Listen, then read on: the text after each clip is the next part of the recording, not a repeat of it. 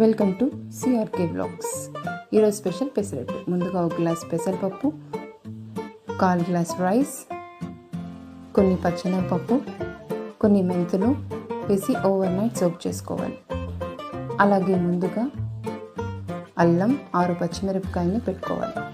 అలాగే over night soak చేసిన దాన్ని కడిగి పక్కన పెట్టుకోవాలి. మిక్సీ జార్లో అల్లం అలాగే వేయకుండా కొన్ని ముక్కలుగా చేసి వేసుకోవాలి. అలాగే పచ్చిమిరపకాయలని, పప్పుని వేసి 1.5 స్పూన్ ఉప్పు వేసి బాగా బ్లెండ్ చేసుకోవాలి.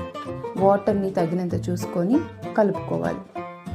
అలాగే ప్యాన్ పెట్టి పెసరట్ని వేసుకోవాలి. ఆయిల్ వేసి బాగా 2 పక్కల దోరగా కాల్చుకోవాలి. అలాగే చట్నీ, ఆనియన్స్ని పెట్టుకోవాలి. అలాగే పెసరట్ని ఆనియన్స్తో, చట్నీ కారంతో సర్వ్ చేసుకోవాలి.